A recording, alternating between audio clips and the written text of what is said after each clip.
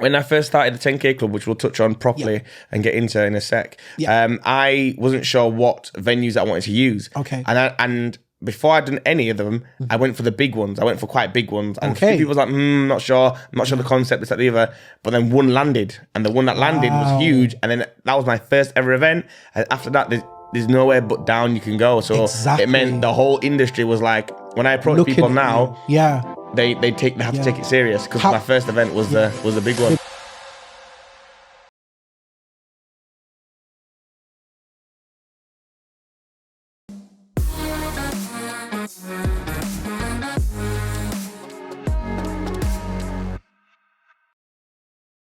Yes, guys, welcome to another episode of Let Inspiration Take Over podcast, hosted by yours truly, Isaac Speaks. Today, I've got a very, very special guest on the podcast. Been on a bit of a hiatus, getting things ready, refining. As you can notice, few more changes that you'll notice. My hair's gone. It's brighter. My hair's gone. We got a new clock. Also got a very special guest. As I was saying before, Sanchez is a former professional footballer. He's a radio presenter, media personality, reality TV actor. Come on. Mentor. Yeah. What more? You know, I'm just going to let the man just tell you for himself. Business owner, entrepreneur. Come on. Bam. Someone say a male model. Motivational Tell speaker. us a little bit about that one. Yes. Coach. Yes, right? About the motivational speaker one, yes. I will agree, because for that one, not that I don't agree with the other ones, but I heard you speak, right? That's how we met at the Black-owned economy event, a networking event, you know? I was sat at home. My wife is actually the one that recommended me. She was telling me like, fam, you know, you need to do more networking for the podcast, because if you go to different events and that sort of thing, you are likely to meet people that you can actually have on the podcast, tell them a little bit about what you do and that sort of thing, and magic will happen. And that's exactly what happened. Obviously, at that event, I listened to quite a few people that were amazing. Yes, you know, brilliant. Lady called Hannah, who I'm hoping will be coming on the podcast as well. She was speaking about, you know, a business, logos and everything that she does, what it actually means behind the logo. It blew my mind. Yes. I was like, I never thought of, you know, branding and logos in that manner. You had True as well. I was talking about personal branding. That example that he gave to say, you know, Richard Branson has actually got a bigger following than Virgin Media. And then just the intricacies of personal brand. I was like, wow, you know what? This stuff is deep, and they never knew about it. Do you get what I mean? Coming back to yourself, Sanchez, telling us about your story, where you started from, being a professional footballer, in the middle of it, doing great, and then obviously life happened, and you're going to tell us all about how that has shaped. I feel like you are currently living in your purpose, doing the work that you need to be doing the work that you love, and it's so amazing that it was tied into what you were doing before. I think I was mentioning earlier, whereby as I was listening to your story, I just felt like it wasn't finished, right? In that moment, I was like, fam, I need to hear this, you know, some more, need to bring you on the podcast, right? Yeah, exactly. And then just to hear a little bit more about what you're doing and that sort of thing. But yes, before we're jumping into inspiration is taking off, you know. But I'm saying, before we jump into it, if you can give a brief intro yourself, or, you know, a little bit about you and that sort of thing, then we'll take it from there. Yeah. So I'm Sanchez Payne, born and raised Leeds, Chapel Town. There you go. My life kind of started very quickly, very early on. So I come from a creative family. Mum's very creative. Dad was a professional dancer, and had a lot of energy. So that kind of took me into places that it still takes me to this day. There you go. And when I was 7, I was able to be part of this series, this documentary called 7 Up. So I get filmed every 7 years by the BBC. So they document my life from age 7, 14, 21, 28, all the way up until I'm 63. Okay. So some would say that I was destined to be doing some form of stardom or something. Telly. From a young age. Media. Then football was my forte. It became my passion after I was put there, because again I had too much energy. Let's try and divert into something positive. ended up being pretty good at it. Developed through the ranks, played professional football. From there, I was noticed in different capacities. You know, people recognized me from Leeds United. So I was asked to do different things, and I'm a kind of person to say yes and learn how to do it later. Okay. And then I just took on many opportunities. When my football career didn't go the way I planned it, these other opportunities started to come to fruition. And then they just developed into business, into media, into journalism, into conversations, communications, and just developed into, you know, things that I never thought I'd ever do. Right. But I really feel comfortable. Now, luckily, not many people say they get to live their dream life twice. I've been a footballer, and then now I'm in the media, I'm a presenter, which is sometimes people's number one ideal job, either of them. So I'm blessed. It's to be a presenter. Yeah. To be fair, like you're who I want to be when I grow up, bro. I'm kidding. I was saying in media, that's something that I obviously I'm doing now, but I'm hoping to get into as well, because like I love chatting, you know, I love creating and producing. You were asking me earlier about, you know, the podcast and how it gets done. Yeah. One man shop. I do it all and that kind of thing. So I admire everything that you've been doing. That's real passion. That's real hustle, man, because I think in this day and age, there's so many resources out there that people just don't use, me as well included. Yeah. You know, the fact that we've got the internet, we've got Google, we've got YouTube. Yes. To learn how to do things. And then all it takes is hard work. And that's what's missing. That's what everyone can do. Absolutely. And it's interesting that you said YouTube. YouTube has been an amazing resource for me, bro.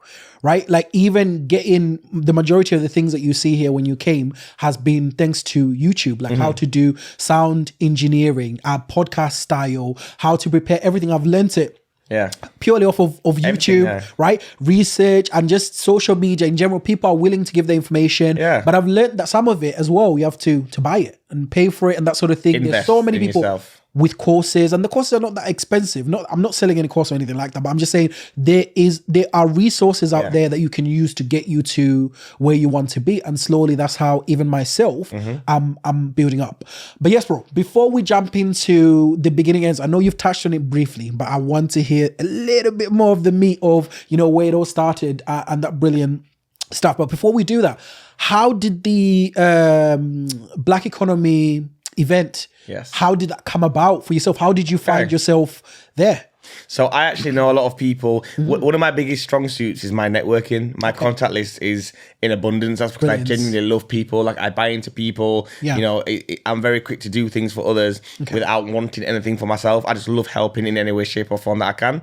And a lot of times you build great friends out of that. A lot of times there's lots of family members that I look at and see what they're doing. So I've got family that actually run the Black Economy. Oh, right. So they're fully involved in it. Brilliant. And then I was asked to do it because they're my people. So of course the answer was yes. Also, one of my biggest things is legacy. It's what can I leave behind? Absolutely. If it's not monetary for my family, is it knowledge? Is it my experiences? Is it my information? So if I can speak to people and change one person's mind or help someone positively, then I will. And the Black-owned economy is the perfect way to do that. I'm doing it for my people, do it for my culture, doing it for my friends and family. I'm doing it for people that really maybe need to hear it. Brilliant. And in terms of speaking, was that the first event where you've done a talk, or is this something that you do on a regular basis? It's crazy. It's only now developing into a brand of speaking. So it's called 10K coaching, and this is developed out of my business that I'm sure we'll get into of the 10K club. And I've done speaking before, whether it's been for free, even if I've been paid for it, it's word of mouth. And someone said, would you do this? And I've said yes. Go on. Yeah. And then that's on my hosting, my speaking. I've spoken in schools. I've spoken, for Leeds City Council. I've spoken to companies, and it's all because I'm just very passionate about things, and people tend to like what I say, and people resonate with it. So it's not the first talk, and it will now start to be more structured, where people can actually hit me up and come through my business. Whereas before it was like, can you do this? And I'm like, yeah, let's do it. But now it's kind of like, well, listen, where's the checkout? Well, it's a bit of both, because what we'll touch on is that in business, people need to know their worth as well. People need to know that very important, their value, and people need to understand that almost anything you can do is a product or a service. Absolutely. And I feel like that's what people don't. It's about, so connecting the dots is a big mantra of mine. To connect the dots. So connect the dots between your service and the people that want it.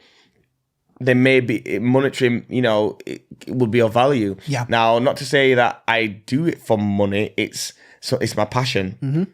But if I can go into a room of 30 people and inspire half of them, you know, there's value in that. Big, so absolutely. That's where, that's where it can be monetized and turned into it, because you're genuinely giving someone something that will valuable. That might spark something in them. And to be fair, there's nothing wrong with you asking for compensation for what you do. Yeah. Do you get what I mean? Because I'm only realizing it's only when I started doing podcasting where I realized there's a lot that goes into it, especially the work that's done in the background. Yeah. So people might have only seen like a 30-minute, 45-minute chat. Yes. But for me, I could tell like the way it was structured, all the points that you were touching, I was like, this man has done his homework. Mm-hmm. You know, there must have been hours that have gone into you preparing as well, where you're saying if you're giving service to other places and you're doing chats where you're not getting paid, all that is time that you're putting in, which means that when it comes to your being compensated for your talent or your value, absolutely, bro. Yeah. Because our counterparts, you know, other people, that's what they do. They get paid for their time. Well, it's all about learning how, so these techniques. It's do you have a budget? Rather than saying pay me money, it's do you have a budget? And then let them speak on it, and then you can say, well, listen, I usually do this, but I can do this or that. The other thing that could be great is, let's say if you're with your podcasting business, if your email is Isaac Speaks, that's a bit more difficult if you were speaking to a potential client. If your podcast email is podcast@Isaac Speaks management, you could still be running that management. You could email, but it looks to them is if someone says, Isaac, can we come and use your space? Do you know what it is? I'll get my manager to drop you a message. It's you. Who's the manager? But you're now taken out of it. It's not Isaac. It's not like Isaac's trying to get me to pay too much or do anything. It's the management of dealing with it. The business. Do you know why it's interesting? I was listening to a podcast, a business podcast, where this guy was asking this guy who runs like an entrepreneur. He's an entrepreneur and he's got a business, and he said, "Do you separate the business from your person?" And the guy couldn't explain it very well, and they were saying how important it is to separate the business entity and you as an entity. You have to be able to determine the monies that go through the business.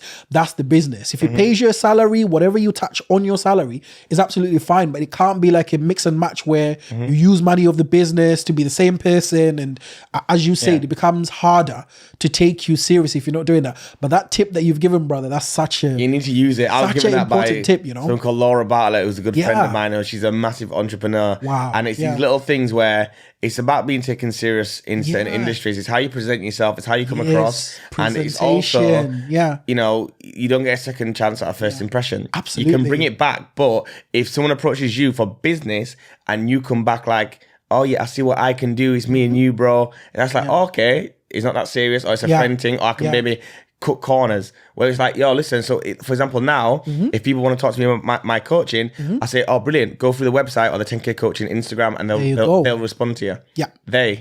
It could be me. Yeah, exactly.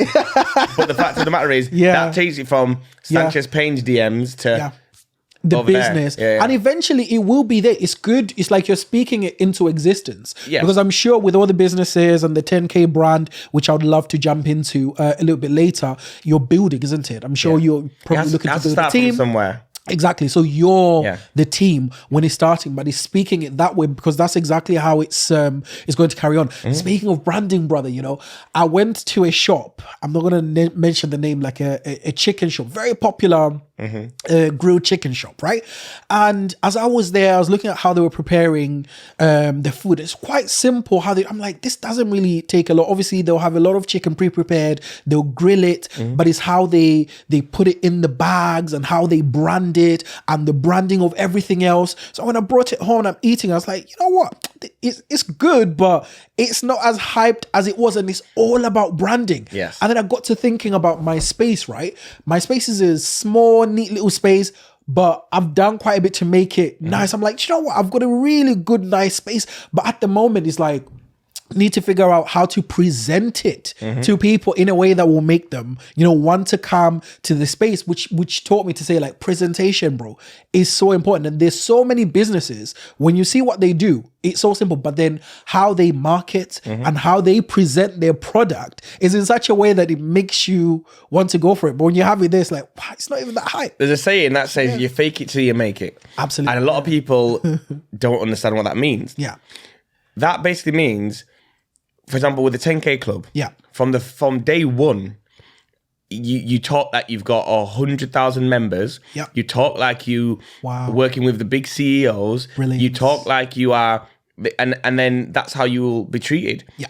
And then you actually then produce a good service. There you go. So, for example, let's say I wanted to have a meal with 12 of the biggest people in Leeds. My technique, what I would do, I'd go to one and say, listen, you need to come. And there's a famous story on this. This is where I learned this. You go to one and you say, listen, here's all the people that's coming. And then, okay, oh, wow, that's great. I'm gonna go. And then I go to number two. Once he goes, yeah, I'm coming. I say, all these are coming. And number one's definitely coming. If you want to drop number one a message or, here's the confirmation. So, I'm sure, so now number two's on board. Yeah. When number three comes, I can say these are all coming and these are all interested. It's an important person that's come. Yeah. Yeah. So you're building, and before you know it, all of them will come because initially they thought everyone was coming anyway. Yeah. And now they'll all come. Absolutely. In this scenario, if you was to, I don't know in what way, shape or form you could find a big celebrity, if you got someone to come and be here, Isaac Speaks, that brand will be like, I saw him on it, so I'll come, I'll be a part of it. This is what we do. That's what we do in 10K marketing. Is it? First of all, your product has to be on point. There you go. There's no point in getting the people if it's not going to be a great service. Exactly. So, for example, what you've got here with the setup is amazing, and you know that. Thanks, bro. So therefore, you should be confident to send 100 DMs to all the biggest celebrities in Leeds saying, please, would you come? If one comes on, and then the rest of the people see it, snowball effect, and then you document it, you get good quality pictures. You make sure you're welcoming to your guest, and then you build from there. But the fake it till you make it is you've got to believe in your brand. Yeah. Before anyone else does. Absolutely. It's like the holy gospel, right? Wherever you go, you must preach the word that is your brand, which is literally what I do. I find myself just talking about what I do naturally, bro, because as you can determine, I love it. At the moment, it's in the phase where I'm putting in the work, and that's what I've been doing because I love what I do. I'm passionate about what I do. I'm passionate about people that live in their purpose, that are doing work beyond just being a business. I could easily go to somebody to be like, oh, well, you've got a business, let's come and chat about it. No, like for me, I love amazing stories, right? And as I say to yourself, like I was captivated by you telling and being so honest with your story. I was like, this brother fam, I have to have him on, right? So when I was approaching you, I was like, he's probably gonna say no, brush me off. I was like, bro, I did my little spiel, and then afterwards it's like, okay, I got his number, I'll reach out and we'll see what will happen, that kind of thing. Because sometimes people are like that, you never know. But luckily you were so gracious, you were so kind, and it's good that I'd had somebody that Ntantu come through. Like he was so amazing. Like him, it was just quick, we chatted about it, such a kind guy, came through, and then afterwards he even did some work for me. Like he did my promo video and everything else. Just great communication and that sort of thing, which is like, I feel like it's because of people like yourself how I'm able to build. And I feel like more people should be that way. Do you get what I mean? Like giving. So what happened is basically the power of networking. So for me, the worst you can get is a no, first and foremost. So I will ask anyone. If I believe in my brand, I am going to I'll ask anyone to be a part of it, whatever it may be. In this space, I empower people to go and be courage and go and speak to that person. If you didn't speak to me, this would not be happening. And now because you have, I'm the kind of person like if you ask me to do something, if I'm free and available, I will try and make an effort to do it as I've done today. Because there's probably 10 people that was there that didn't come and speak to me. And now they don't have anything. Exactly. Because, listen, I could have been a bad guy. I could have been stush. But if you don't ask, you don't know. Absolutely. The next part of it is, the reason why something like this is important is because it's already worked with Ntantu. Because I've seen, that wouldn't have changed me coming. But because I saw that, I was like, oh, that's cool that we've got a connection. Then now, because you've got me, let's hope, I'm not saying I'm the biggest guy out there, but I've got a big network. If you then go and be courageable and you go and speak to someone, and then you can, then you can say, oh, I had my friend Sanchez on, and they go, oh, Sanchez. Do you know what? I know my man. He's cool. That could be a reason between someone going yes and no. Yes. And then when they come on, they'll have a network where you can approach the idea. Tap into that network, And then when you go, and this person was on. Yeah. Oh, so that's how it builds. But it all starts with the courage to go and put yourself out there. Yeah. Also, to add on to what you've said, Sanchez, because those are bars, right? The work, bro. Like, obviously, as I keep saying, there's a lot of work. I've been doing the silent work, the quiet work before I even got to this point. Like before it was just a bench and those small black chairs that you saw back there. Started out with one camera as well. In fact, initial was just my phone. Would just put my phone, would be speaking to people and things like that whilst I was getting my sound right. But I've always constantly been perfecting the sound, developing the set. And even now I was telling you about the shots, getting them right. Even now I have it in a really good space, but I want to get it even better, but it's slowly. So there's work going on in the background, preparing for that big interview that will come later. But I feel like even this one is quite a big one because of everything that you do, seeing how you were conveying your message. So to me, in my mind, this is why I was really looking forward to this one. I was telling my wife, like, listen, I gotta go prepare, fresh trim. I gotta be fresh. Yeah, because it's like, I respect the work you do. I respect it. I'm like, it's a presentation as well. I was like, but I need to make sure that I present proper. This man can actually see the work that's being done, because I know the power of your word, and there's nothing more powerful than just word of mouth. Real word of mouth. Do you get what I mean? I don't have to convince you. It's something that you've seen for yourself. So when you come away, you can either be like, well, I don't know, it was a joke, or you can be like, you know what? Yeah, the man's doing some serious work and he looks serious about what you're doing. So adding on to what you said, guys, never stop doing the work, even when it seems silent, even when it seems quiet. Carry on doing that silent work when you don't have the work, or celebrities or whoever is not coming. Still present as if a celebrity is there, because when the opportunity presents itself, like now when Mr. Sanchez is here, I'm ready, right? And then we can tell this beautiful story. In 2 months' time, let's say from this, is someone that a friend of a friend, and they're ready, and they might be someone big. It might be someone that I've met, who's a big influencer or whatever, that could change the game. Yeah. If you've been preparing for these small roles, or then you won't be ready. I think that's like that in life, but I think a lot of people not necessarily scared of hard work, but it's very weird that evades a lot of people. People think things come easy. Exactly. People think overnight success is really overnight, but sometimes it's 10 years in an overnight success. Let's say if this podcast pops off in a year's time and then everyone knows Isaac Speaks, they're going to think you came out of nowhere. Oh yes. They won't know that there was like silent, a lot of, and as you said, rejection is a part of it. Yeah. I love learning it. is a part of it. I love it. Now, I'll say rejection. I couldn't be those people in the streets, that have to try to get people to sign up and stuff. I hate that rejection. I don't like it. That breaks your heart. Yeah, I did something like that one time when I was jumping between jobs. I said, no, I'm a very personable person, but I don't like it. No, but as far as rejection in the sense of me trying to progress what I'm doing, for example, when I first started the 10K Club, which we'll touch on properly and get into in a sec, I wasn't sure what venues I wanted to use. Okay. And before I'd done any of them, I went for the big ones. I went for quite big ones. And a few people was like, not sure. I'm not sure the concept, this, that, the other. But then one landed. And the one that landed was huge. And then that was my first ever event. And after that, there's nowhere but down you can go. So it meant the whole industry was like, when I approach people now, they have to take it serious, because my first event was the big one. Big one. How many turned you down? It's not even turned down. It's just you'll find, for example, let's say you've spoken to 10 people about calling the podcast. 5 people are like, I'm not sure. Yeah. A couple of people are like, we'll see. A couple of people are like, okay, yes. Yeah. It's not necessarily, none of them turn you down, but it's and ahhing. Yes. Now, let's say if they see this podcast and they know me and like, I want to do it, you might not even have to have them reply to your DMs. Yeah. They're going to be messaging you. Exactly. So that's the difference. So, for example, I did the event at a place called Dakota, the hotel in Leeds. One of the biggest hotels in the UK. It's amazing as far as its stature and its standards. Yeah. And then once we did it there, the other places that I kind of spoke to and had a few conversations with, they were now back in my DMs. Really? They were in my emails. Oh, wow. And it's no hard feelings, because I understand it. When you don't know what something is, you've got to take a chance. Yeah. Luckily, obviously, money's talked, and then Dakota did, and they believed, and we helped, and we developed it.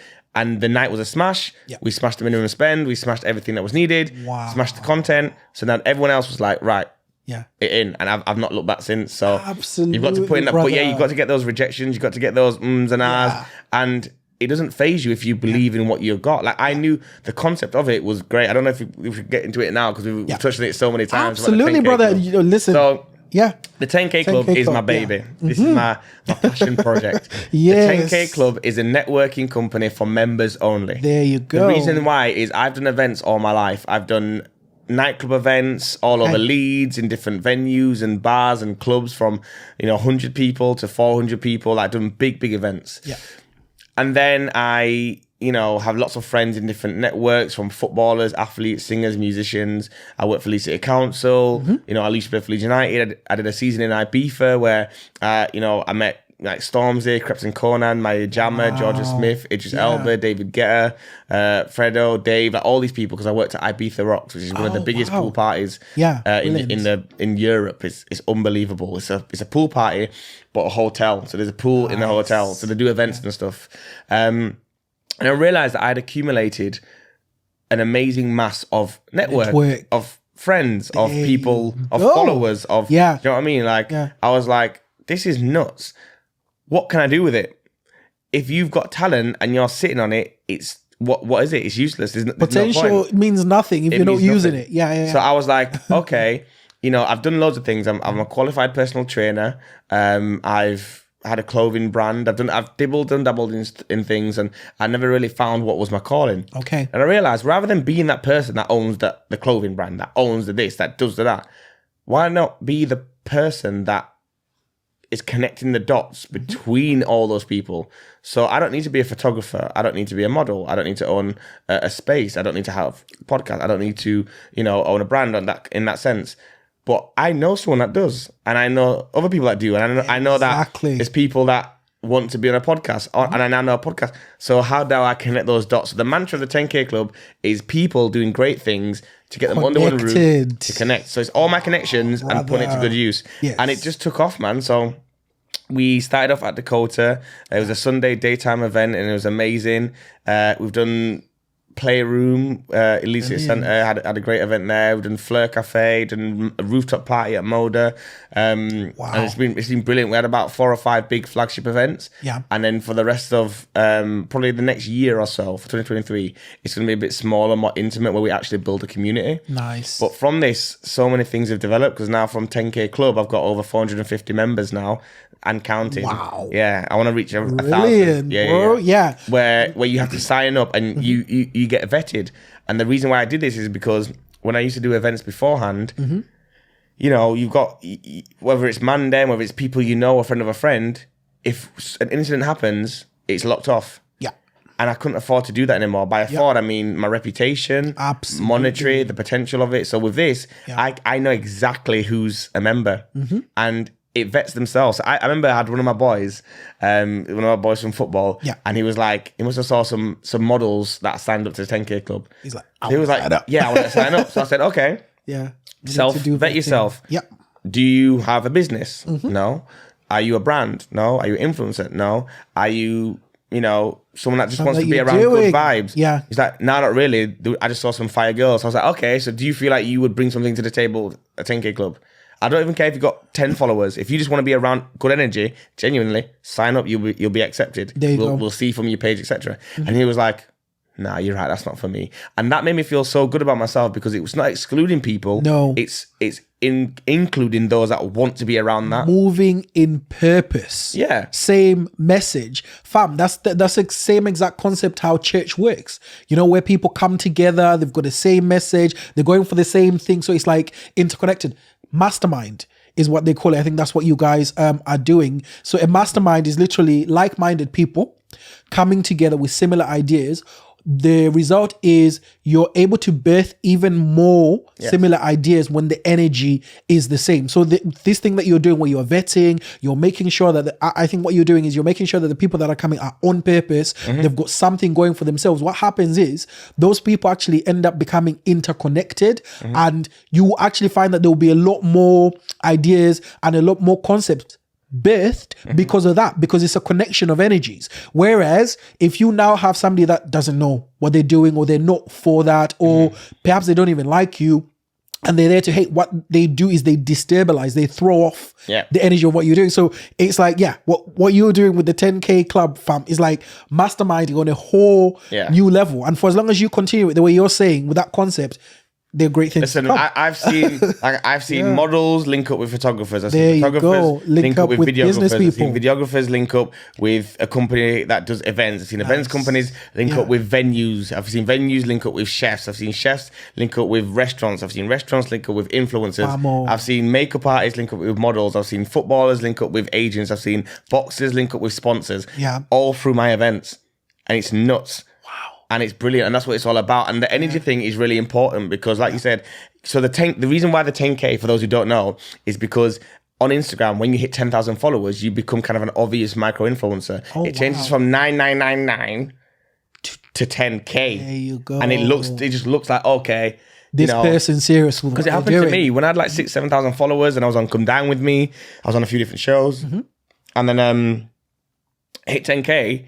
And the energy was just different. Different vibe. Yeah, people started offering me stuff. And there you go. Collabs. And I was like, oh, is this how it is? Now, I don't really buy into that because you can have 1 million followers and still have a cold heart and not be a good person. You can have 10 followers, but own the whole building. Good work, or be a boss. So it's not necessarily the be all and end all, but if it's something that's part of our lives now, which social media is, I'd rather be the person in control of it now for two reasons. One, because that means I can influence small businesses. If I can get a small business, someone who makes cupcakes, and another one of the 10K members is a friend, because I'm friends with all of them, has got 100,000 followers and has a party coming up. And I can say, listen, rather than this friend DMing them and probably getting ignored, when they come to my event, I'm saying, A, this is B, this is what they do.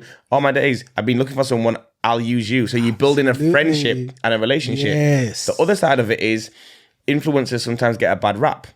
Lots of followers, these footballers, lots of money, lots of things, collaborations, etc. Your life is rosy. And sometimes some can be pretentious, but that's also not all of them. So that's one stigma I like to break. Secondly, the ones that are, they don't come to my event and leave pretentious, because it's not one of them ones where influencers, you're getting paid to come, post and go. You're getting brought in, and I'm telling you about the reason why you're here. Telling you about the brands we're working with and why this is one share from you could change their life. And you know what I mean? It really is a community and a family where your egos are left at the door. That's so it's not only great for businesses and people to expand, it's also great for people to be themselves. You'll see certain people, girls or guys, who feel like they've got to be a certain way, and then it's like, calm down. This is the vibe. And then from that, the 10K Club developed into 10K marketing. There you go. So the marketing was because from my events would have a brand, let's say a drinks brand, would say, right, listen, we met all these lovely people here. What are their contact details? I want to work with them. Usually at the beginning, I was going, oh yeah, here they are for free. Take them. And then there was like, well, do you mind if, they come to the restaurant? Like, okay, yeah, I'll try and liaise it. So then I'm in the middleman getting them to go to the restaurants and stuff. Do you mind if you make sure they take some nice pictures? I'm like, oh yeah, I can put a word in. Do it for you, But I'm like, right, this is a lot of work. This is work, yeah. This is your time. A business. This is a service. Absolutely. So if I've built a connection with these people for them to be members, and they probably get asked to go to restaurants every day, but they're going to go to yours because I've co-signed it. That's where, like you said, as far as business, I'm going to run it for a business. So that's where 10K marketing was born. So 10K Club members get access to these things, whether it's small drinks, whether it's taking over a full venue, whether it's providing influencers for nights, for events. I've got people that run nightclubs, and if it's a quiet night, they've got a table free. They'll be like, Sanchez, get 10K members will get a bottle for free as long as they post. Do you know what I mean? Because it works for them. If I've got friends that own brunches. If they've got a brunch and they've got 2 tables free and it needs filling, it's better to have the aesthetic of it being full and give away some meals. Empty. Yeah. Absolutely, yeah. And it's not only that. Forward as well, The difference is with the 10K Club, which I hit on, is it's not just anyone can kind of fill a room of people. With the 10K Club, it's quality. You're getting people with either followers, with a network, with the ability to actually... We've had people go to an event and then end up... There's people there that have invested in that company. Really? It's crazy. So if mad, bro. if a brand wanted us to do an event at their restaurant, let's say, and they had a new menu, you're not just getting people off the street. You're not just getting people who will come, eat the food and go. You're getting people that that will actually come back and be a customer, that with a share on their platform could be huge, you know, that know the game, know the content. Yeah. That's so important for branding. It's quality. Yeah. Now I hear you, brother. That is so amazing, bro, hearing about it. I know there's a coaching aspect of it as well. Yeah. So 10K coaching developed because 10K Club had all these members, brilliant people, from massive followings to athletes to, you know, everything you can imagine, to CEOs, we had lawyers and we got doctors in it, everything you can imagine. Then 10K Marketing came in and I was working a bit more closely with some of the influencers that were members because we have to communicate. And then I'm also always liaising with venues because I want to put events on. Yeah. And then the kind of person I am, I'm very empathetic. And for whatever reason, again, people seem to be able to communicate with me. There you go. And I'm realizing these influencers, footballers, CEOs, business owners, they're human. They're going through things, but they're not being treated as such. They are the breadwinner in their family, potentially. They're the one that everyone thinks you're living your best life. They're the one that thinks, you know, you're good. And they're really not. Like, I'm not saying their issues are the same as people who are struggling on a daily basis, but there's a lot of issues that are universal. Like, people still have relationship issues, business issues. Some might be worse. I spoke to one CEO who was, you know, work was getting on top of them. And it's tough because when you're the boss, if you're a worker, like you say, it's easy to an extent. You get paid your wage, you do your job. If you own it, that's why when you said about this is very brave. Yeah. Because when you own it, it all falls on you. Absolutely. If you're a footballer, you're in the limelight. If you're an influencer, you always have to look good and all these stuff. So I realized that these people that I'm appreciating coming together and I'm seeing smiles and stuff, there's underlying issues. Yeah. So I've always kind of developed life coaching. I've always been that. I've been the person my friends would call, you know, people at work would randomly open up to me and would have conversations, and I love it. I'm a proper empath and I love human beings. So the 10K coaching was a way to combine the ability to the 10K club. So it's all about service. The 10K club have access to marketing. If you're a business, you got access to the marketing. If you're an influencer, you get access to the products. If you're a member, you get access to 10K coaching. So that could be one-to-one coaching, group coaching, life coaching, personal development. It also allows me to then go into the schools and do the speaking that I do under the brand of 10K coaching. Yeah. So I then now go into schools. I work with young people. I work with CEOs. I work with, you know, I might go into an actual football club and speak to the players. And you know, the perspective changes depending on what the demographic is. But, you know, you've got the big thing of the club together. You've got the marketing and branding, and then you've got the personal now. So you've got business and your mindset covered within the 10K club. And it's only going to grow to even more now.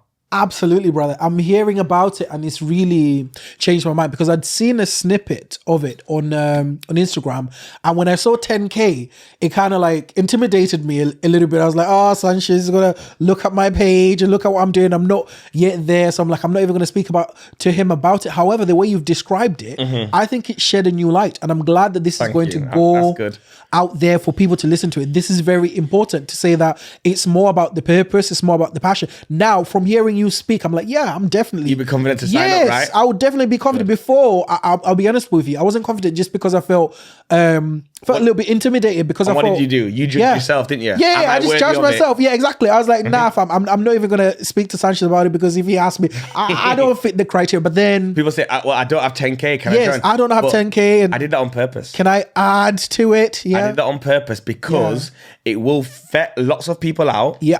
Who know that they're not doing anything, let's say, I don't know, who feel like they're not doing anything, who know they're not doing it. They want to be there just because it looks cool. Yeah. I don't want that. What we did though with the 10K, we wanted people to feel like that, and then the marketing is what we're doing now. Okay. The marketing is all about, we remind people, this is the criteria, and then people see it and go, oh, that's me. That's it. Yeah, I don't have many followers, but I'm a nice person who wants to be around positivity. Yeah. Oh, that's me. Sign up. So in the sign up box, all these things, there's a sign up box at the bottom that says, tell us a bit more about yourself and why you'd like to be a member. Bro, some of the messages I've got in there, I sometimes forget, like you said about how this is a one-man production. A lot of it is me, and then it's starting to build. Yeah. But I'm sat out there on my phone or on my laptop reading doctors, like I said, lawyers and footballers and influencers saying, this is something that I've always wanted. I've wanted to be around positivity. I'd be a great, you know, they're selling themselves to me. Yeah. I'm passionate about this. I love human. And I'm like, this is amazing. So is the theme like positivity? Yeah. I'm bringing that together. Do you know where that's so interesting, Sanchez? Man, I'm loving this conversation, you know, because people you know, you got gone. People have pulled things out of themselves that they didn't even know. Yeah. And here's the thing, it's anonymous until you're on the website. So people don't know it. People didn't know it was me for a long time. Really? So they're speaking their soul out and saying, I want to be a part of this because I've seen this, I've heard of that, and I want to be and I'm like, yo, these are people who are unbelievably talented in their field or in life that now want to be a part of this because they want to build the community, and that's what I've always loved. So I did love the fact that, and I still love that people second guess themselves. I encourage them to get in touch still, and then I tell them, yo, you're lit, you're you know, sick. You're sick. Look at what you're doing. Look at whether it's a small business or whatever. I'm like, you are a lit chef. Absolutely. You are an amazing photographer. You are an influencer who genuinely cares about the products. And then you see them build that 10K. Like, I want it to be a feeling as well. When you're in there, you know you're on the same level. One of the things that inspired me on that was when I went to Dubai. I went to Dubai, and when you're in Dubai, I don't know, have you ever been? No, I haven't yet been to Dubai. When you're in Dubai, everyone's on the same level to an extent. Wow. If you're in that room, I could walk up to a celebrity. I'd be like, yo, you good? Yeah, you good? Yeah, good. And keep it moving. Because that's like the big boy ballers situation. And I was like, that is so mad. So I wanted to bring that to be like, if, I don't know, let's say there was a young girl, let's say 18, 19, and she's followed this influencer all her life, and she's in the venue. The atmosphere is, I want her to know that you can go up and just speak to her. There you go. And the influencer knows you're going to probably get people speaking to you. But not enough fangirl thing, just go and speak as a human to human. Yeah. And that's the energy. So the egos are left at the door. So that was my biggest thing that I wanted, and that's always been the feedback. Yeah. Don't get me wrong. Afterwards, it'd be like, let's say that happened, because that did happen, and the girl was like, I can't believe I just spoke to so and so. Oh my god, because it's like, it's kind of daunting. It's intimidating. Yeah. But the girl was like, but I can't believe how lovely she was. Yeah. And I was like, yeah, but she gets a bad rep, because usually she might, if she gets asked to go to a nightclub, for example, to go sit at a table, then she has to act a certain way. Yeah, she's not really trying to chat to anyone there. But she knows she's coming to an event where it's about positivity, it's about love, it's about progression. Everyone in the room has got a business mindset or a positive, progressive mindset. You're automatically at ease. Plus, it's limited. It's members only. You know that there's not going to be... That have been vetted. That are bringing the right kind of energy. So, that is so important. I was saying your theme's positivity, mine is inspiration. Yeah. There's so many things that you've said that are so similar to me, right? Yeah, with what I'm doing here, right? Because my whole thing was inspiration. It doesn't matter how small or how big.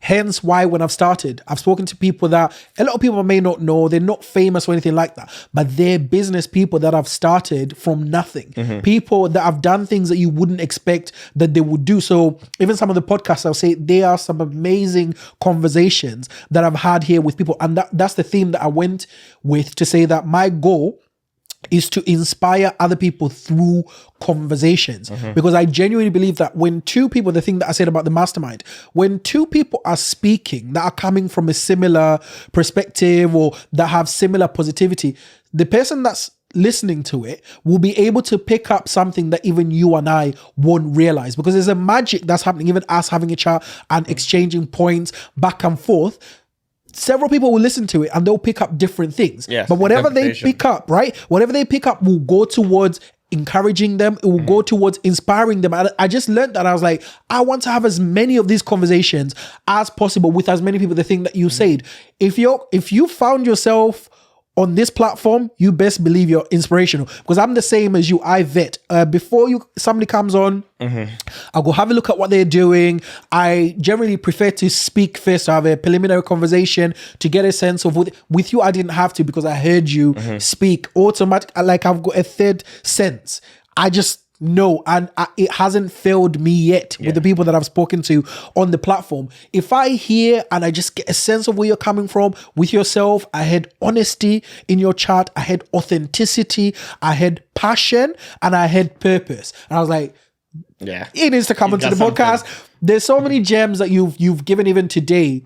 that I wasn't even aware of before, but my third sense was telling me this man has got something to say to people that you can give, and the conversation has taken its own direction, but it's gem after gem after gem after gem, and it's a beautiful thing. So similar to what you've said, like for me, even as I go on, my goal is to have as many chats, as many conversations. I was about to say, you need to stick to that ethos, you know, because that will do you. That will steer you right. Yeah, as many conversations of people where they've got something to say. They are passionate about what they do. They can be honest and authentic, and they can speak of the realities of where they're being from. For example, for yourself, bro, fam, you're a professional footballer, you're running an amazing business. As you've said, you've got a network of people that are like, most people look up to and things like that. But here you are, you're so down to earth, the way you communicate and things like that. It's just like, that's amazing to me. And that's more of the individuals that I'm like, you know what? Let's have this conversation. Let's be honest about it, because even the thing that you said about the professionals and the doctors and the CEOs, very rarely do people get to hear their point of views from an honest place, from a real place. You said you're a people person. I am too. Right? I like to inquire about the person behind the brand, the person behind doing all these amazing things. Imagine you're doing all this work, you're meeting all these people. I'm sure there are people that will look at you and they'll be like, wow, that's so amazing. But for me, I'm like, Sanchez, bro, come through. Let's now chat about you as a person. Let's be honest about some of the realities or the things that you've gone through and that sort of thing, which I feel like you've you've even done today. Speaking of which, I did want to find out a little bit more, and I know we'll probably full circle come back to the business aspect of it again, but find out a little bit more about you as a professional, footballer and that sort of thing, from a point of view of, perhaps briefly how you got started, how it was, from a realistic point of view, if you get where I'm coming from, because oftentimes I will tell you my view of a footballer. I just feel like it's a cush life. These dudes get paid some serious money. They're just enjoying, life, and they're getting paid loads, and they go out there, drink champagne, and enjoy life. But I imagine that's not the real view, is it? That is not the case. So I got into it, as I said, because I was young, had lots of energy, put some boots on, turned out to be really good. Brilliant. Played for my local county, Leeds City Boys. We won everything. Then got signed to Leeds United at age 12 and progressed through the ranks there. I got my scholarship that you meant to get at 16 at 13. Oh, wow. I then got I was playing with the under 18s at 14. I got my professional contract that doesn't start until you're 18 at 15, 16. Brilliant. Trained with England and had a natural progression.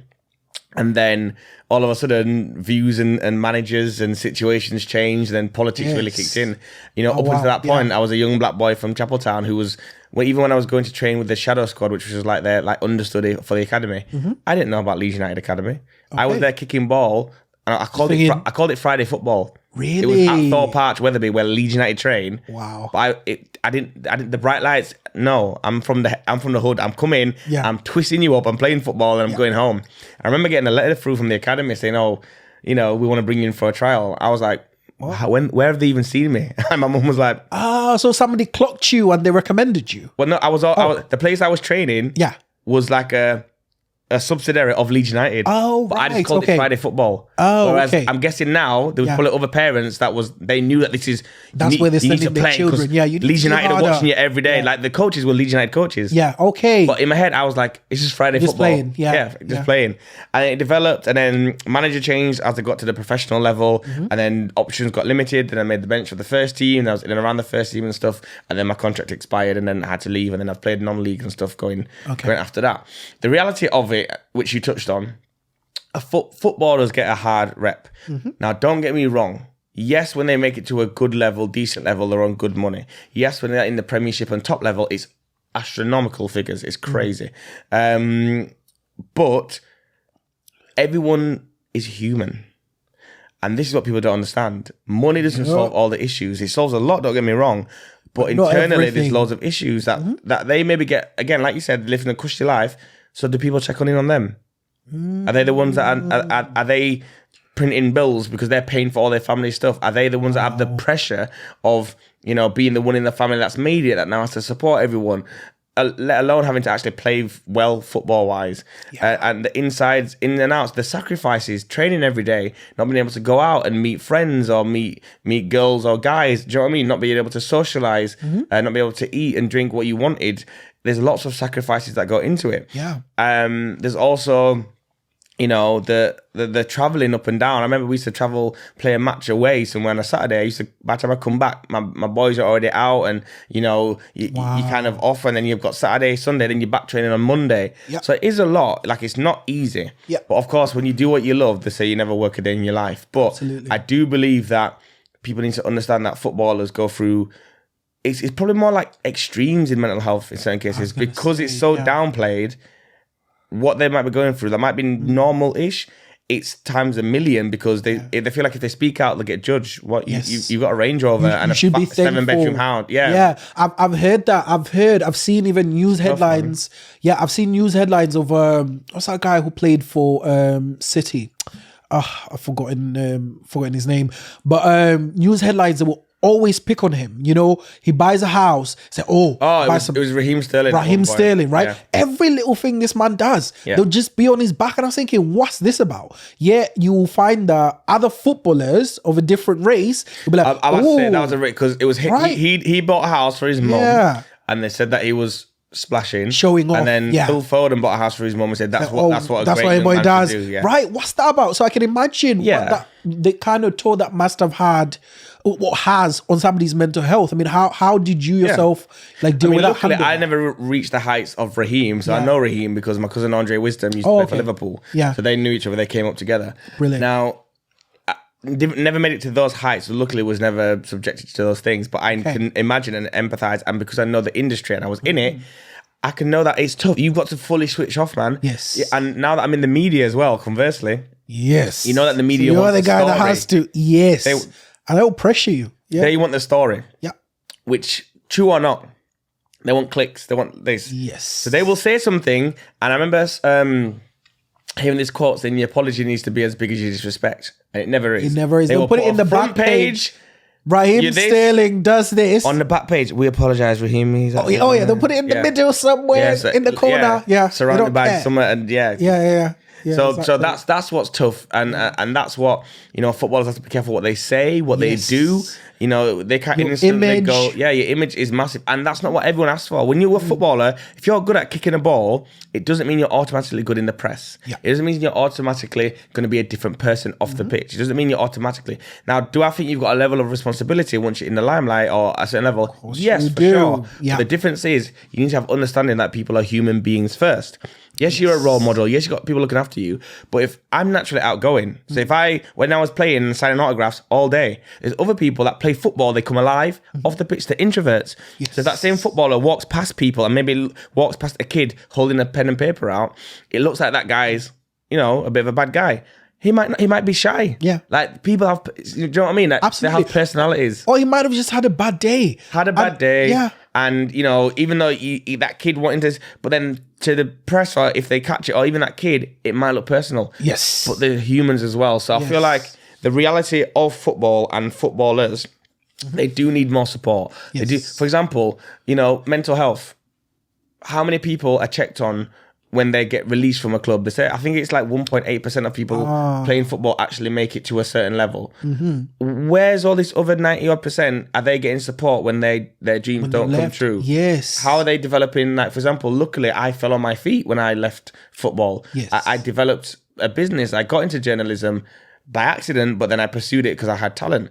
There's so many of my friends that were at higher and better levels than me at the time that are now not doing anything, and never want to kick a ball again. Yes, due to the traumatic experiences that they had. And as well, I'll touch on money management. You know, what we don't get taught is managing money. I can imagine going from getting thousands of pounds a week and you're no longer getting that salary coming in, and the lifestyle has changed and it's not the same. That has to have an effect on your mind, doesn't it?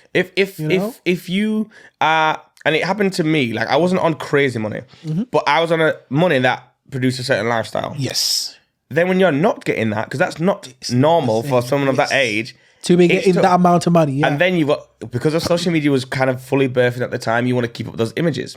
You want to keep it looking like this. So therefore you're spending money that you don't have. And then again, you know, it's the lack of knowledge and communication. I think all footballers should go through money management. I think all sports people, I think everyone should know about taxes. It should be standard. It should be standard. Like preparing somebody, especially, I think that should be standard before you even get to the point by which they're giving you those sums of money. I think there should be some level, yes, level of preparation. I put it in a box. Oh, yeah, go on. With my first big contract, I didn't know about taxes, bro. There you go. So we discussed a certain figure, all right? And I remember seeing it, and then they're like, "Yeah, that's cool with me. It's gonna grow. It's gonna grow gradually as well with them all this." Bro, the first thing came in, I said, "Yo, where's?" After the taxes has been taken, and they're sending more. Like, nope. It's like, no, that's almost half of it goes to tax. Yeah. I said, what? Yeah. And then my point was, and I remember saying this to my agent, I was like, "This is that you don't know what you don't know." Yeah. So I would, if I wanted this and I was okay with this.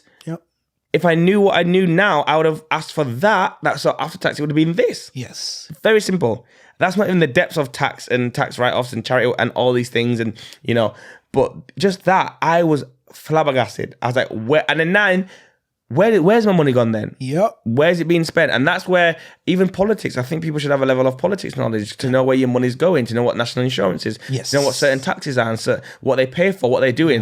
And then if they're doing something you agree with, great. If then the government or whatever are not holding them accountable to where their taxes are going, you need to be, that's your money. Yeah. It's crazy. Yeah. So that's why some people do some clever accounting. I'm not even going to go into it. And they do all kinds of things. It's like, for me, I have a little bit of empathy for that, because I can imagine making a whole gang of money and my money just going away. Yeah. Do you get what I mean? And if you don't know about it, if you try and avoid it, they will catch you. Yeah. They say the two things you can't avoid, the taxman and death. And death. You do not mess with tax. Do not do it, because you might think you're sharp and you're doing whatever, but eventually it catches up to you. On purpose. People do it by accident because people don't know. Yeah, that's what happened to Wesley Snipes. Well, I don't know how true that is, but he was saying he wasn't aware of the fact that his accountant wasn't paying his taxes. So this, when you say money management, is having the good knowledge of yourself, because even if you got someone else to kind of do it, you need to know what's happening and why. Done. Because and I watched an interview with Fat Joe.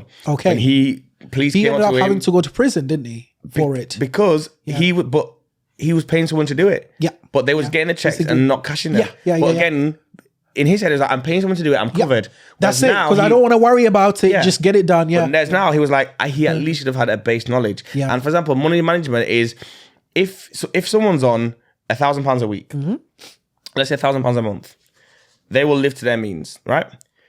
If you don't have money management, if you get £10,000 a month, that very next month, you could still have the same amount of money left. Let's say you had £1,000 a month, you end up with £100 at the end of it, from bills, spending, whatever. If you get £10,000 a month, if you don't have money management, you can still end up with only £100. Why? Because your expenses will grow with it. Yeah. Because if you don't know how to, that car that cost £300, you're now spending £1,000 or jewelry or this. So the money management is the more these footballers got paid from 0 to 100, you know, if they burst on the scene, they got a 5-year contract with stupid money. That's why when you think about, well, how have they got no money left? Because their house upgraded, their car upgraded, the Lambo, the Ferrari. The meals no longer going to a little corner shop, they're going to whatever. Hakkasan. Yeah. So if you are not regulated, and there's nothing wrong with that, but if you're not regulated properly or with an understanding, then you're always ever going to be chasing money. Absolutely. And I was going to add to that. In fact, if you end up with £100, that's not too bad. I say that because some will end up in more debt every month than what they're getting. So somebody will be getting 10 grand, but they're actually £1,000 in the hole each month because of the lifestyle that they're living. So the 10 grand deceives you to think that, doing all this, getting private jets and whatever, but the person is actually digging themselves. I'll get 10 grand next month or next year. So get 10 grand. Yes. So the 10 grand is just digging themselves a hole. So the more money they get, the worse it becomes. And the perfect example of that was MC Hammer. This guy, in his heyday, was making about 30 million a year. Don't quote me on that, I might be wrong, but spending about 40. Yeah. So he was spending more than he was getting, but what he was getting was actually a lot of money. Unbelievable. It was a lot of money where he could have been off. But then the point is, who was around him? Is it a lack of knowledge? When these basketballers are coming out of university, when these artists are coming straight from the streets, when these footballers are coming straight out of the academies, when people are coming into these industries without that knowledge, it's tough. So this is why, when let's say Raheem did something frivolous, I can't even say the word, but did something that was out of the ordinary and it was like, got judged for it. Yeah. Bro, you're young. Yeah. You know what I mean? And sometimes, that's what I'm saying. It's like, it's not saying that you should be so frugal that you don't treat yourself. Fam, live a little. Do you get what I mean? Do something that, treat yourself. Yeah, life's too short, do it. Yeah. But if you do that, for example, my granddad was an amazing man, God rest his soul. Okay. And he was like, first thing you do is bills. Then you do whatever you want to invest in. Yes. Then you do this, and then you've got whatever's left. You spend it on whatever you want. If you work backwards that way, you're never going to be in any issues. Yeah. And then, that's something that if you're on the greatest amount of money and you live by, you're laughing. Absolutely. Yeah, building, I can hear that one, bro. Because even for your family, like, I'm a family man. I know you're a family man. When you're building, when you've got a house, you can even be more comfortable, like in everything that you're doing. When you have land and you've got properties, you can have everything taken away from you. But once you've got that, bro, you're set. And for the longest time, that's something that you can hold like for a long period of time. Whereas cash money, there's a lot that's going on. Like, I don't know if you've been following British politics, where the pound has been going up, it's been going down. Inflation chews away at your money. Yes. Even if those people are giving you a little bit of interest for your savings, because you've got it in savings, it just goes away, which is why it's so important to look into investing, which is why it's so important, as you said, investing, property, and obviously also like diversifying, right? These are, get education. I'm not giving advice or anything like that. Get education on this kind of things. This is why the people that are on the very top, they do it that way because they understand how the world works. Only now, bro, am I getting the importance of economics, because there's certain things that are happening at the height of government that are affecting us on the bottom, like energy prices. And we're told, go ahead, we're told that it's not cool. But it's not cool. That's why I said everyone should have a basic knowledge of politics. Absolutely. Because, and don't get me wrong, I've been there. Like, I don't care who's in office. I'm good. I'm getting paid. I'm going to see my man them. I'm chilling. I'm blessed. No, like you said, someone could be trying to do good by putting money in savings, but don't understand that because of what the rate is now, it's probably better if you can muster that together and put it in a business, put it in stocks, put it in a property, put it in something.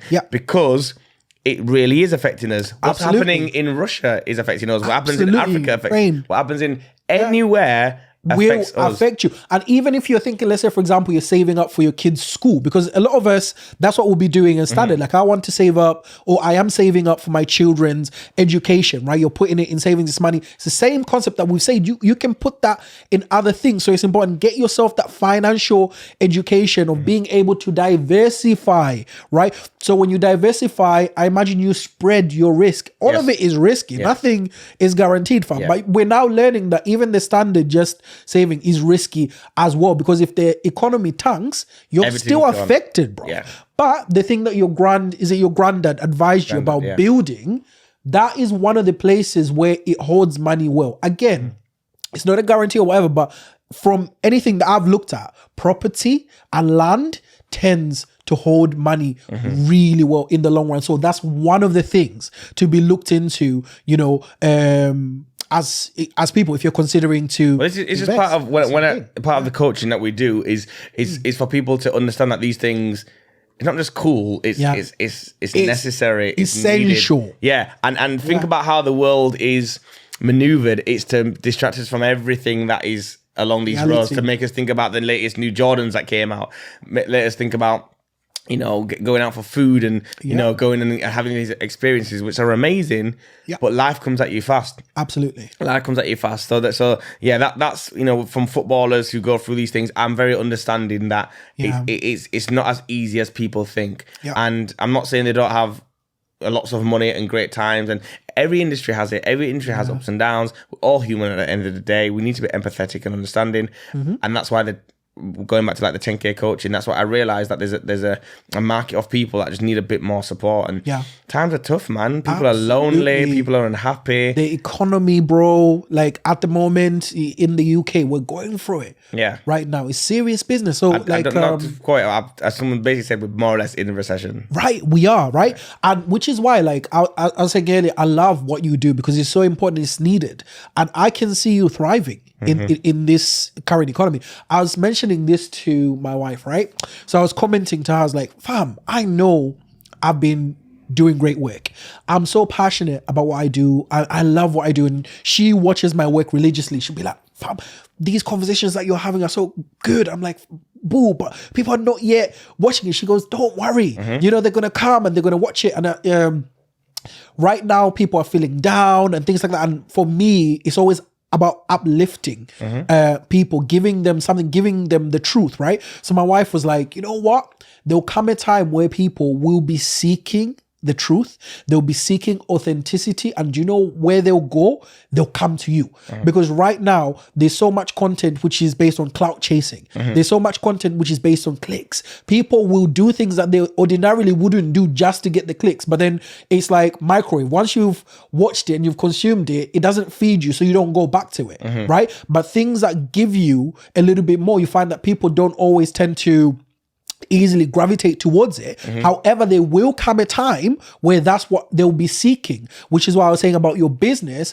I feel like, especially in these times, people will gravitate towards that because that's something that you're giving. They want hope. They want encouragement. They want to thrive. Except you've already been doing this before there was even an opportunity for it. Similar to me, I've already been doing this as a passion. I'm not doing it because there's a recession and things are down, so I'm trying to get a quick. No, it's what I've been doing. But I feel like people like yourself and me is not to big us up or anything.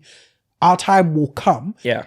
Because of the environment. I'll add this last thing to say, you know, when things are happening and times are tough, or when you're seeing that things are not good, I was saying there's a message in it.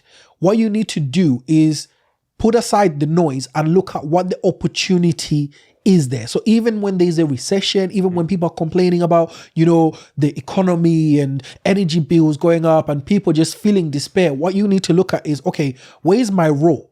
What is my opportunity in this to actually be a resource, to actually be of value? And you find that the opportunity actually is there, even in a time where it seems like there's so my thing is, you can only control what's in your control. Once I lived with that, I realized that I am the most powerful being possible. Because if it's out of my control, I can't worry about it. I can understand it and get the information. But if, like you said, in this scenario, if what I can do, if, I don't know, let's say, if your camera's touch wood just stopped working, you've got your phone. So I'm so annoyed my camera's stopped working, but I'm just gonna go live from my phone. Absolutely, So there's solutions and there's complainers. Yes. Rather than complaining about what's happening, you can try to find a solution. Absolutely. I've always tried to be a person that brings solutions. Yes. Try to bring positivity, try to bring understanding, try to bring different perspectives. Because if I drew right now on here a number 6, you're gonna tell me it's a 9. So different perspective, and none of us are wrong. So you're arguing, yeah. That's a different perspective. But the solution would be to understand beyond it and go, oh, from your point of view, it's this. So yeah, anything bad that's happening, there's a message in it if you want to see it. Absolutely. And I'm not saying you can't, you know, be empathetic to what's happening in the world, because it's tough. I understand that. But, you know, for example, if it's tough right now, people can go back to, listen, I've got tins of beans in my yard, and I remember just back to when I was young, and my mum used to make, you know, the little plates of food and this and that, and just loving it. And then what I've been doing this random thing where I try and I spice up my beans. So beans in a pot. Might do some with some chopped onions. Might do some tomato. With some might do some with some peri. Might do some with some other, add some black beans in it and change the texture. You know what I mean? Like, absolutely. If times are hard, it doesn't mean you have to like, I was raised on more or less nothing. My parents, you know, my mum was able to make 2 pieces of paper and a pen into 10 different games. So, you know, again, that's attitude. It's that survival instinct. And if you apply that consistently, then I feel like you can't go too far wrong. So that's why even with what I'm doing business and doing it from love and passion and happiness, you know, it's the best way to do it. So with my networking events, I go into it not wanting to think this is going to make me rich. It's going to be enriching for the people that come. And in that way, it's never going to stop. Because if you was just doing this for money, this could stop in a month's time. If someone gave you £1 million, it could stop. If someone gave me £1 million, 10K Club will be worldwide. Absolutely. It's about how you're going to grow. Yeah. I love that, bro. Like, so you come from a point of view is how are you going to add value first, right? Yeah. So you lead with value, right? You remember even when we were having the preliminary chat, I think I was sending you a couple of messages. You remember what I said to you in the message? I think what I said was, bro, let me know how we can best add value in this conversation and the message that you would like to convey. And I love it because the message that's come through is the 10K Club, the amazing thing and everything that it's doing. And that's why I was saying to yourself, it is so important to be definitive, to know, even if it's nice to just have a casual chat, it's so important to be purposeful. Right, you have to have some direction in what you're doing, or else we just sat here, chatting whatever. We could go 5 hours just chatting, we still could about be great, nothing, but, right? Yeah, but you want to add value, and again, it's interesting. You're telling me this. That's the approach I take, and I think I would like to think that you've seen that for yourself. You know, in how we've gotten here, even before we got here, in setting up the conversation. That's literally the mindset I take. That's the approach that I take, right? The service and what are we going to give to the, is so important to me, because I've realized that there's no point in me just sitting here, just chatting and recording and just putting out whatever. Fam, clout, there's so many ways to get clout. Like if I wanted to get clout, I'll be doing some random, clickbaity type stuff and just trying some of the most outlandish stuff because I know it's going to get clicks. But I'm like, that's not what I'm about. That's not what I want to do. Like I want to live in my purpose and I want to be doing something that gives back to people continuously and to speak to even more individuals such as yourself that are also doing similar things that have come from places where you wouldn't expect. You're telling me about you came from a frugal kind of raising. That's exactly how I was raised. I was saying this to my wife. I was like, sometimes we only had chicken for Christmas. If it's Christmas time, that's when you'd had some drinks and things like that. Sometimes we didn't have a lot, but we had happiness in the house. And the thing about toys and, you found a way to play and to do things. My dad was telling me, was reminding me of a game that we used to play. So it's a game where all he had was his knees. Really? So he used to sit here with his knees, get 2 sweets. And strap them using sellotape on his knees. Oh, wow. And me and my sister had to get the sweets. Hours of fun. Wow. Him, moving the knees, stretch your legs, move here. That's the game. Yeah. Hours. And the same way, it's like, the thing of, again, it's social construct where people think you've got to do all this madness. You don't. Because it's like, if you get a kid a toy in his massive box, they'll pull the toy out and then play with the box. Like it's about the connection. So between my dad and my sister, that was the best game ever. There you go. And you remember that. And you remember about your dad. Yeah, you don't forget those moments. And they might have bought me some super trendy toy, that they paid a lot for. Yeah.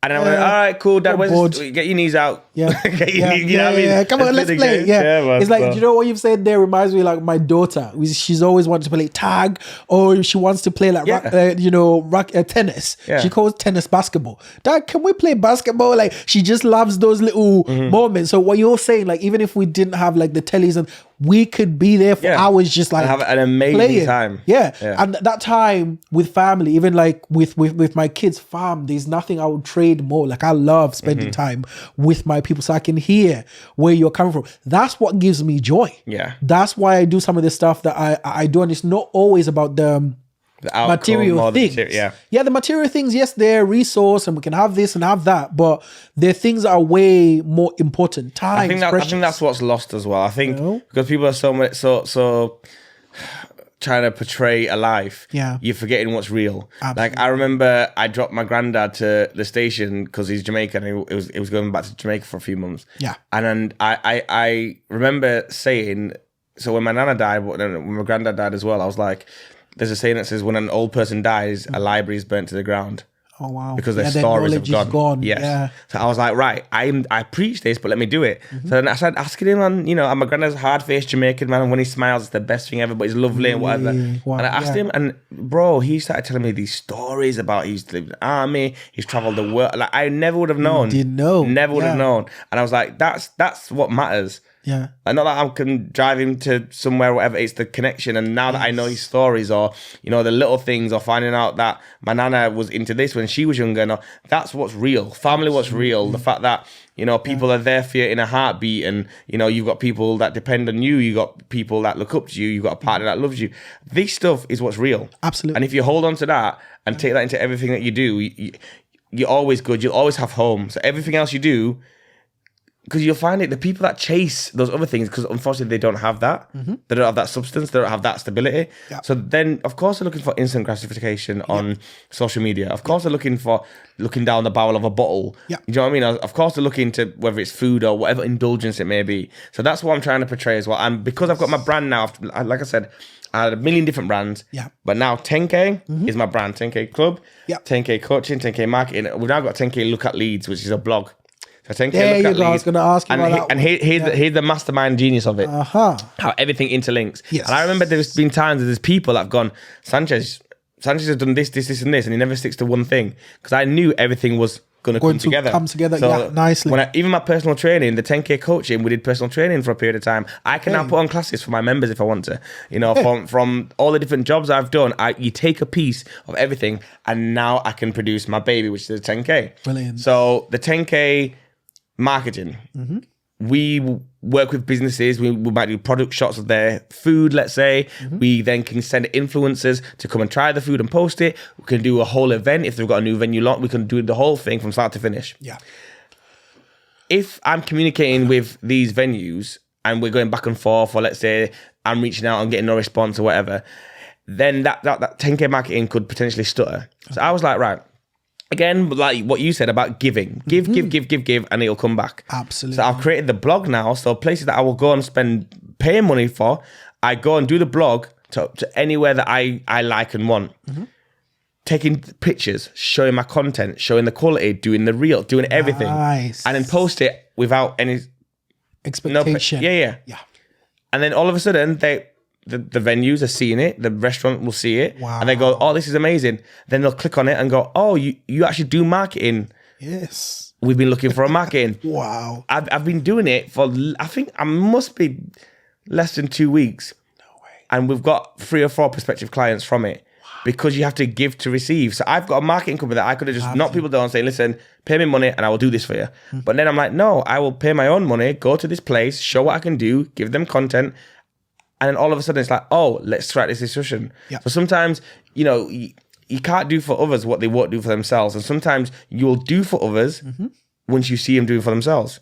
Same way, the perfect example, you approaching me. Yeah. If you maybe just sent me a random little DM or something like that, maybe not. Like, but because you was in my face and I saw the passion. I'm like, oh, this guy's the real deal. Yeah. So because you're doing for yourself and because you could have walked out there going, that Sanchez guy was decent and never spoke again. Yeah. Because you did that, I feel more inclined to go, yes, I'll drive here and make the effort to go. Right. So this is what people are missing the trick on. Yeah. You might have a great product. So our marketing, what we've done, does numbers.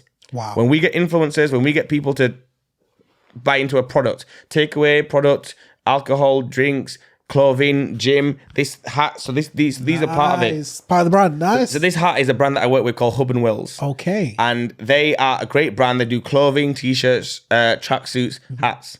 So we work with them. Nice. And since we work with them, they've started doing they've always been really, really great, but it's a different demographic that we've helped with. Yes. And it's, it's about the fact that, let's say I did try to reach out to them and didn't hear nothing. What I would do then is, now that I've got my blog, I would buy a hat. Okay. And I would post in it. I would tag them. I would show that I'm supporting. Yeah. I would show different angles. I would make videos, post it, and then they'll go, oh, wow. This is actually what you do. Yeah. But I've paid it out of my own pocket. Yeah. But I'll probably get that in abundance once they become a client. Absolutely. And that's what people don't get. You've got to go through the mud sometimes. You might have a great product. It doesn't matter if people are not don't know about it. Yeah. Don't I know it? Yeah. Don't I know it? I was saying, it's like everything that you were saying has given me so much free game. Yeah. Do you get what I mean? But it's that thing that I said, it's like, always do your work as if you're doing it for the best person. Like I'm doing my interviews as if I'm interviewing. Every interview is like I'm interviewing President Obama. Yeah. Because one day I'm like, I want to interview presidents and I want to speak to these people, but I have to carry that same energy to each and every guest. Yeah. The thing that you said about the hospitality, about the liaising and the knowledge, making sure that we're on the same. It's all these little subtle things that people don't get to see, like in the background. Do you study your craft? Do you watch other presenters? Do you a lot? Okay, a lot. Tell me who stands out. Stephen Matlett. Okay, brilliant. Diary of a CEO. Diary of a CEO. Yeah. Half-Cast podcast. Nice. They're pretty good, even though they're a little bit different from what I do. There's another guy, Jay Shetty. He does On Purpose. He's very good. Who else? I'll give you a recommendation. Have you ever heard of Hot Ones? Yes. Hot Ones. Yeah. I've seen them. Sean, watched them as well. Sean Evans of Hot Ones. Yes. I'd suggest that's one of the best interviewers I've ever seen. The concept is brilliant because you eat hot wings. As it gets hotter, you get a bit more delirious, and then they're open. Yeah. His questions are questions like, have you heard of Nardwar? No. So Nardwar is this guy in America who asks questions that you forgot yourself. He'll ask you. He'll be like, oh, Isaac, how was it that time when you went to school and you started that band for a week and it was called the Isaac Spoken Group? And you're like, what? And then you're like, wait, who told you that? So he does the research. So go look at Nardwar. Yeah, definitely. Sean Evans is like Nardwar, but but not in the sense of he does his research. Okay. He'll be saying that the question he will ask you are a joke. That's helped me. I'm a radio presenter. Yeah. That's helped me with my questions. Brilliant. So now when I'm speaking to a guest, I'm doing research that's not just on my sheet. Yeah. I'm beyond. going deeper. For example, we were speaking to I was speaking to Aston Marigold from JLS. Yeah.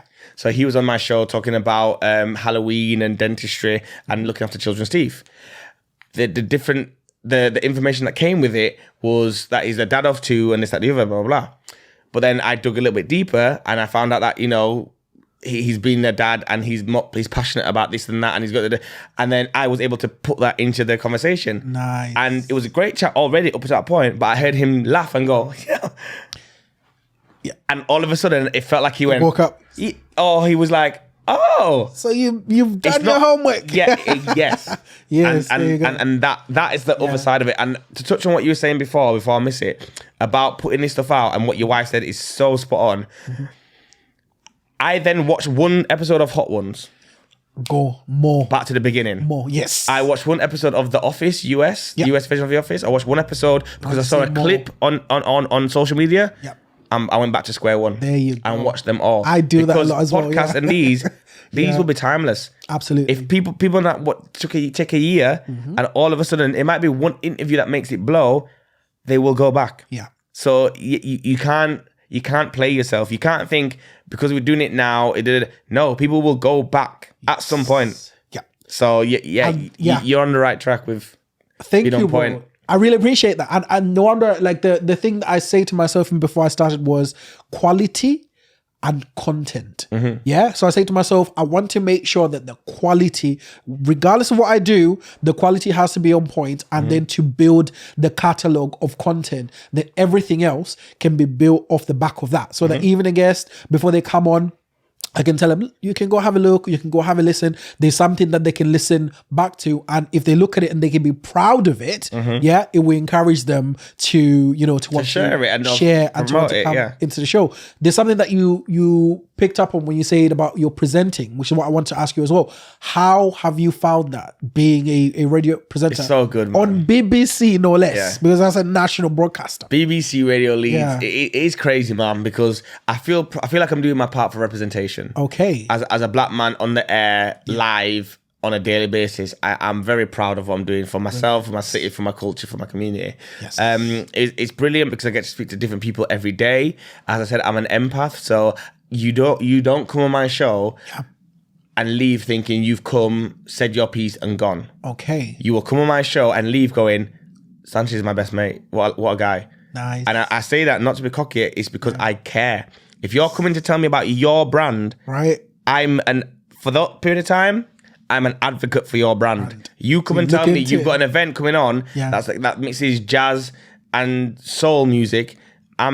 Before that, I'll go on YouTube and listen to a jazz song. I'll get into them and I'll understand your why. Why are you doing this? Not just, I'm doing an event and I want to know, and genuinely. So, you know, I've been able to expand on that. That's always been natural in me. I always care about people, but I know that it's appreciated, because you might have heard interviews yourself where the questions are written. Yeah. You can tell it's, you know, mechanical. It's that, yes, it's very robotic, or even if it's smooth, you don't feel it. Yes. And that's my aim, for people to feel it. Yes. Because I understood very quickly that on radio, even though I can't see people and they can't see me, it's your voice. Yeah. And you've got to project. You've got to, you can't fake the funk in that sense. I know before I said fake it till you make it in so many aspects. But as far as something like that, no, you cannot fake. If humans are so perceptive to small little changes in tonal, to size, to, you know,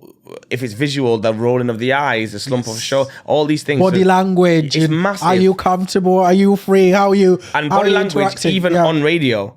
I'm still telling you now, one of the biggest thing that my boss, the chief executive of BBC Radio Leeds, called Sanchez, he says, I can hear that you smile, you know, very early on. Really? I was like, what? He was like, and so again, when you talk about free game, there's lots of people that are so good at giving game, and he's one of them. He was like, you know, we can hear that you're smiling, and I'm happy you're having a good time. He said it as a statement.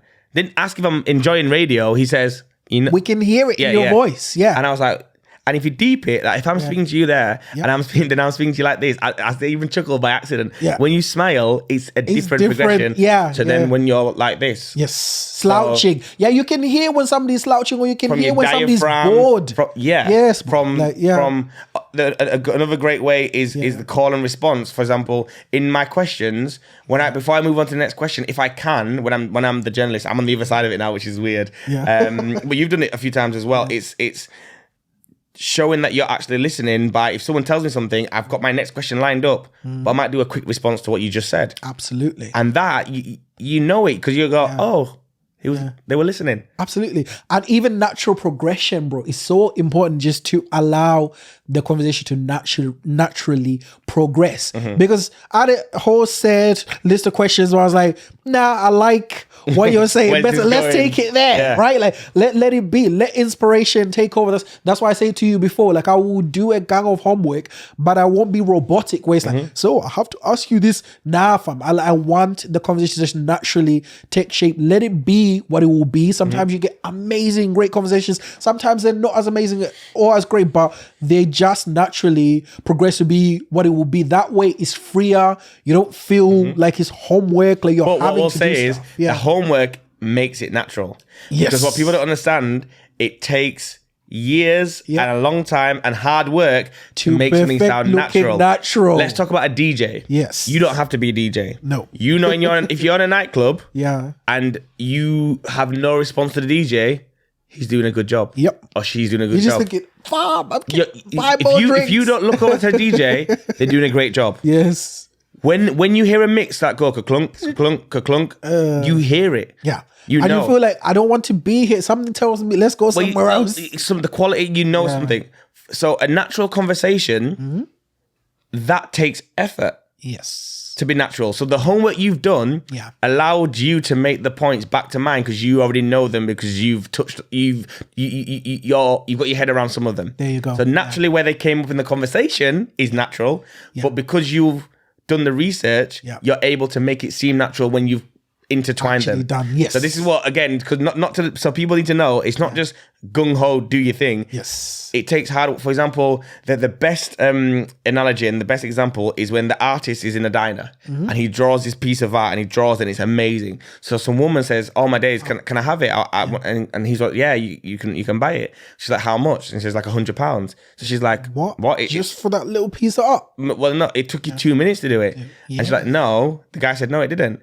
It took me 20 years to do it in 2 minutes. Absolutely. So that's where the value is. Yeah. So it's, even though you're seeing that, it took all this time, all this effort, like you were saying before, that people don't see him going to art class, him trying to, him getting cramp in the finger and failing and projecting to do that. So that's why you have to still do the work to make it seamless. On my radio show, people don't understand that I press buttons. Yeah. Like if you go listen to a show, if it sounds seamless, I'm pressing buttons as a song's finishing, as a song's starting. I'm coming off the back of a song. When I put my mic live, if I do it when the lyrics to the last song are still playing, you'll notice. And it won't sound good. No. You won't know why. I wonder, I didn't. And then all of a sudden, you won't even know that. You'll be like, oh, I don't really like listening to Sanchez's show. Why? I don't even know what it is. You won't know. But as humans, you know it's something. Same like I said, you know that a DJ is not a good DJ. Yeah.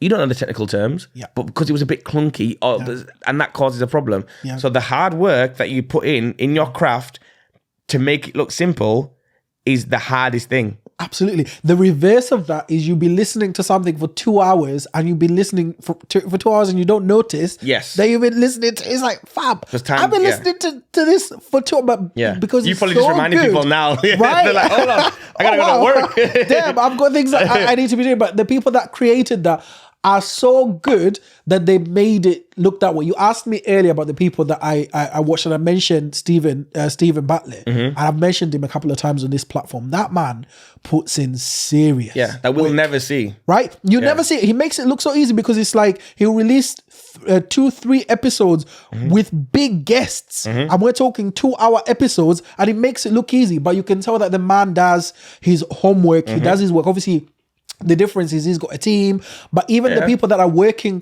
with him, they're so in sync.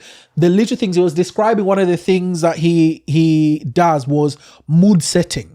From when they pick up the guest, the music that is played in the car, the way they interact with the guest, the same thing that I did with you. Welcome, yes, to ask you like what direction would you like the conversation to take? It can be one way, it can be this way, it can be more jovial, it can be more serious. I can do I can do it straight formal, I can do casual, I can do both, I can mix it up, right? Those are some of the things that I've learned, and I still.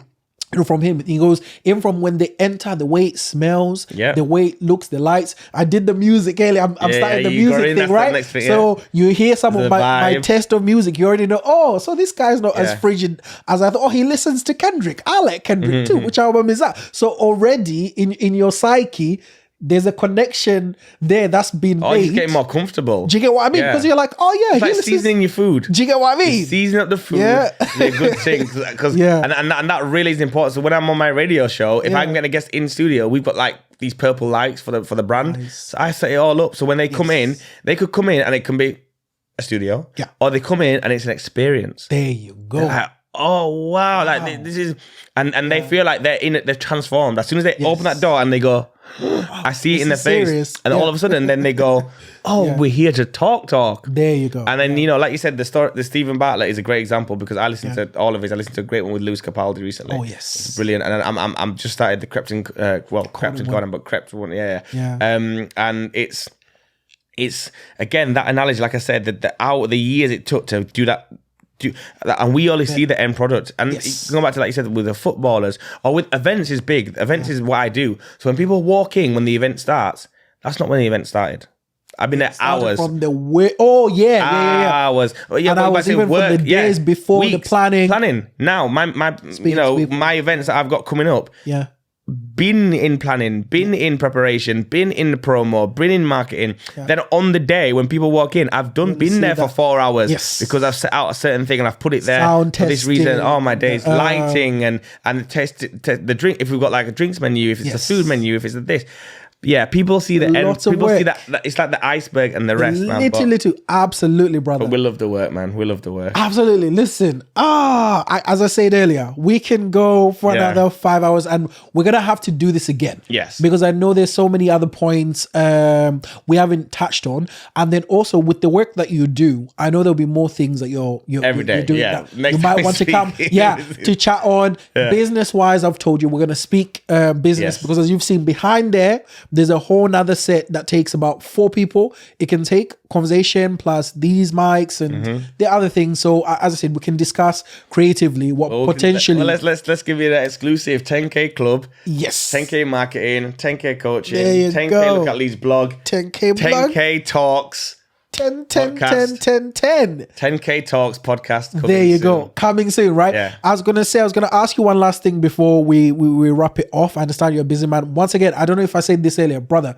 Thank you so much. I really appreciate you taking the trip, you coming in just the way you came and everything else, being patient, because as you know, as a one-man band, putting things together, I'm like, I like to make sure that everything is in line, and sometimes you don't realize how time consuming that is. So in a couple of years time, when we walk into the studio and I'm greeted by your assistant manager and I'm greeted by someone with a cup of tea, and we walk up some stairs and we go into the studio, and I don't know what color your hair is going to be at that time, but bro, when that happens, it's about the pride of knowing that you were part of it. Yeah, you're part of the beginning. The journey. It's about Do you the get journey. what I mean? You're part of the beginning, and that's what I'm saying. It's like, I'm so thankful because people take their time. Time's precious, brother. Time is money, man. Time is money. So for you to do that, I am so thankful. And this is why I even say to yourself, I want to do the work justice. I want to make sure that even as we're putting this out, do it the right way. Make sure it's quality of content that you can also be proud of.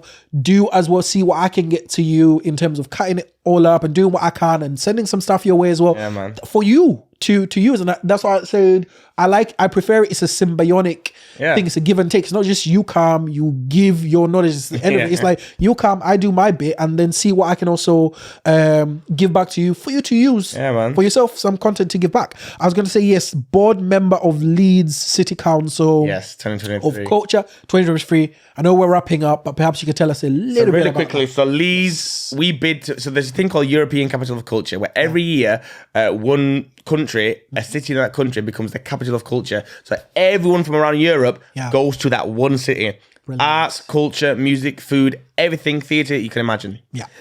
Leeds, it was UK's year for 2023. Okay. So Leeds bid along with, I think it was 4 other cities.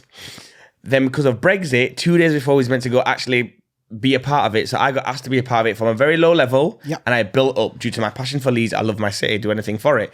And then I was going to be actually, out of 5 of us, go and present it to a board in London. That was on the Friday. On Thursday morning, we found out about Brexit, and we got told we weren't allowed to do it anymore. Okay. Because we were out of the European Union, the board said that UK can't have this turn.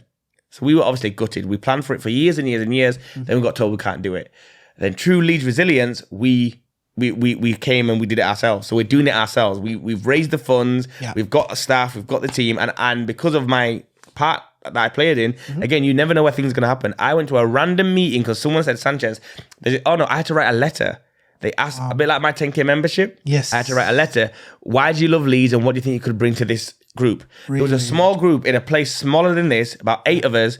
We had tea and coffee out of little polystyrene, and then we were asked, we were their group that the questions came down, we asked, and the answers went up. Okay. Up the ladder. We was at the bottom. I luckily progressed through and through because of my passion for it. I'm now a member of the board of Leeds 2023. Nice. So I'm now at the top of the ladder. Yeah. So again, did I realize that would happen when I went to that first event meeting in town? No.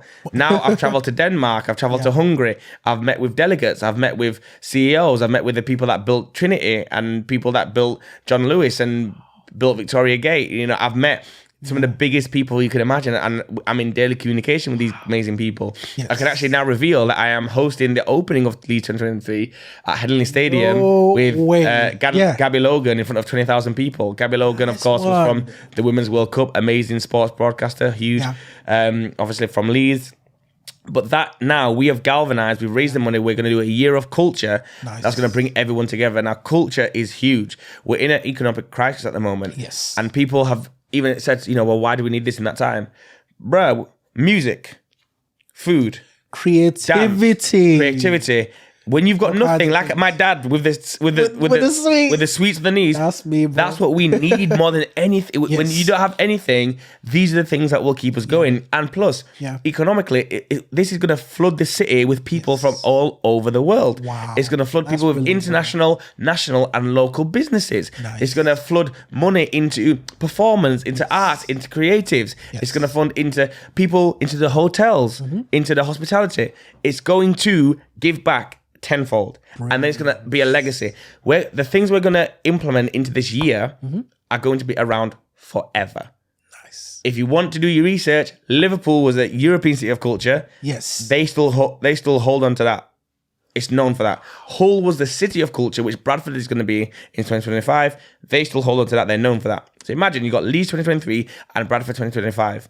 The next few years are going to be nuts, and I'm a big part of it. So I'm bringing my people in. Yeah, one of the influencing parties of it. I'm on the board. Brother, we make the decisions. Well done. You're here. Yeah, this was made in the heavens. I think Sanchez, bro. I'm gonna proclaim it. I've proclaimed a few things on this podcast. There's amazingness.